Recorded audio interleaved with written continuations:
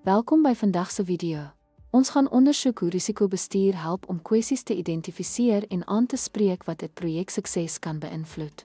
Bly ingeskakel terwyl ons sleutelstrategieë vir die bestuur en vermindering van hierdie risiko's bespreek. Risiko-identifikasie beteken die vind van kwessies soos kuberveiligheidsbedreigings of begrotingsprobleme. Risiko's word beoordeel volgens waarskynlikheid en impak, soos projekte wat bedieneronderbrekings vertraag.